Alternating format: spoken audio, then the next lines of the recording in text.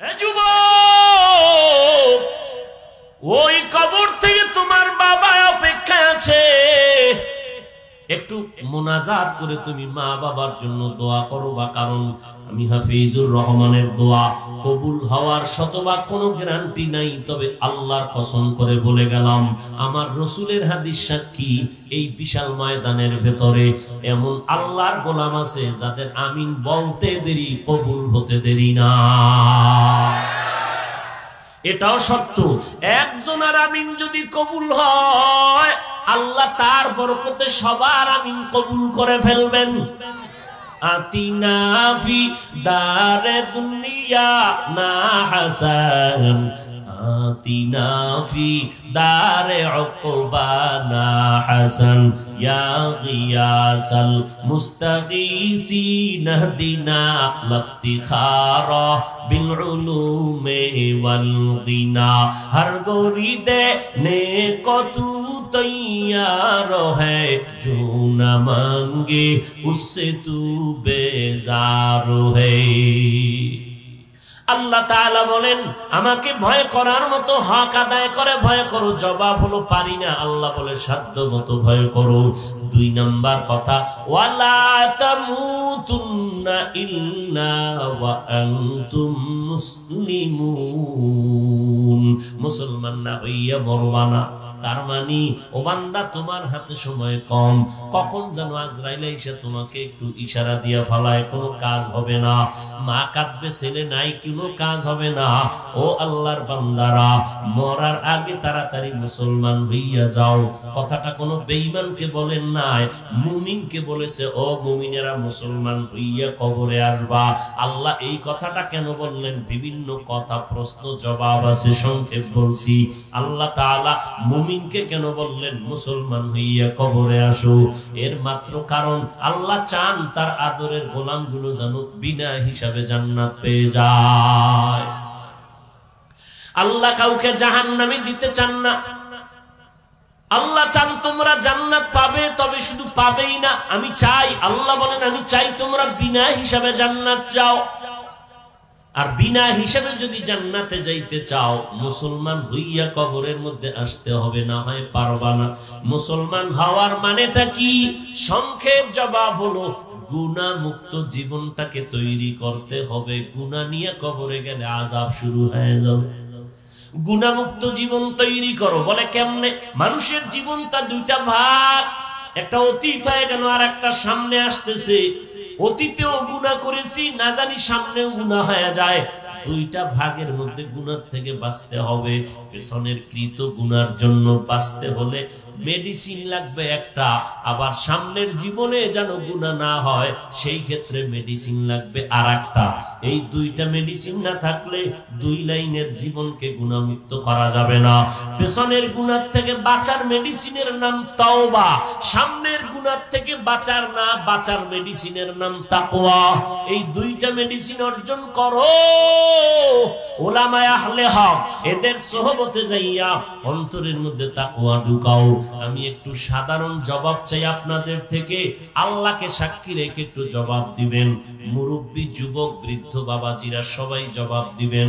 এই যে ওয়াজের প্যান্ডেলে বসছেন, জীবনে নামাজ পড়েন না, কথার কথা, আল্লাহকে সাক্ষী রেখে বলেন, এখানে বয়ান শোনার পর, এতক্ষণ বয়ান শোনার পরেও আল্লাহরে সাক্ষী রেখে বলেন, আপনার অন্তরে কি একটু ভয় আসছে কিনা যে আমি অপরাধের মধ্যে আছি? একটু কি ধাক্কা লাগছে নি? মিথ্যা বলেন না। এই যুবক, মিথ্যা বলিও না।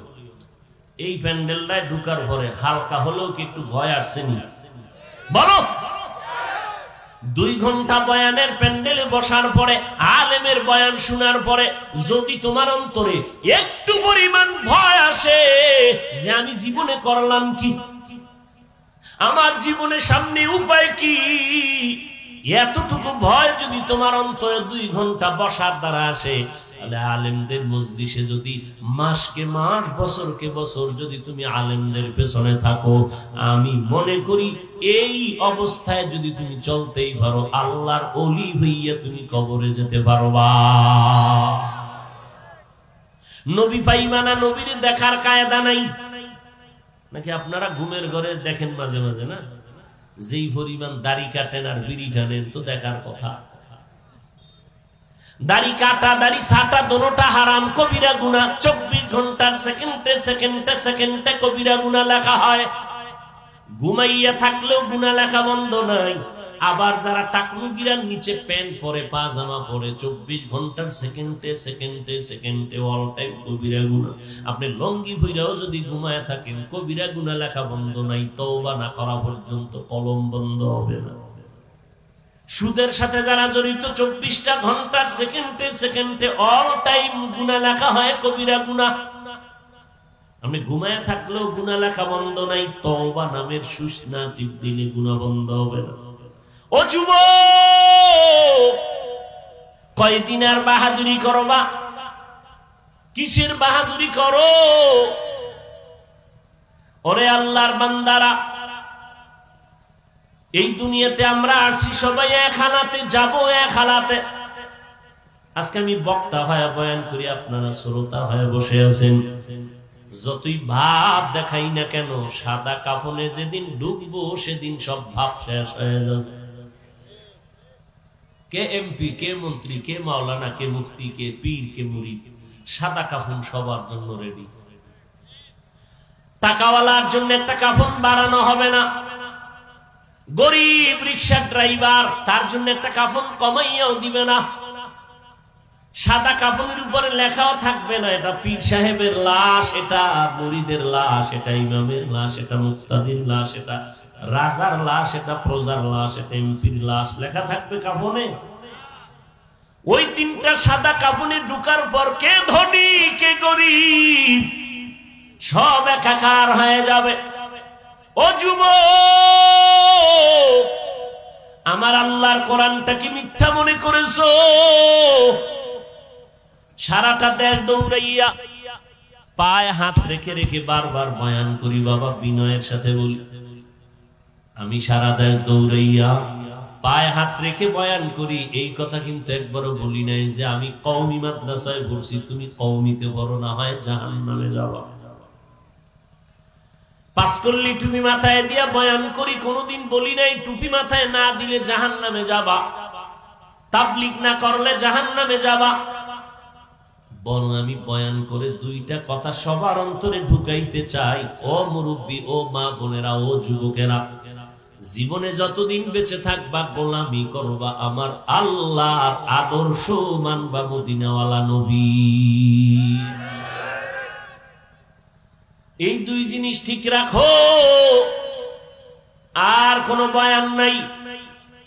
স্কুলে পড়ো আলহামদুলিল্লাহ, কলেজে পড়ো আলহামদুলিল্লাহ, চাকরি করো আলহামদুলিল্লাহ, ব্যবসা করো আলহামদুলিল্লাহ, কোনো বাধা নাই।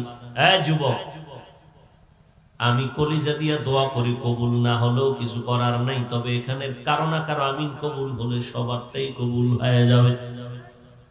স্কুলে যারা পড়ো, আল্লাহ তোমাকে ওই লাইনে লেখাপড়া করার দ্বারা জানো আল্লাহ বড় ডাক্তার বানান, ইঞ্জিনিয়ার বানান, প্রফেসর বানান। যে যেই লাইনে পড়তেছো লেখাপড়া করো, ডাক্তার হও, ইঞ্জিনিয়ার হও, সাংবাদিক হও, উকিল হও, একজন এসপি হও, ডিসি হও, তবে একটাই অনুরোধ, বেয়াদব হইও না।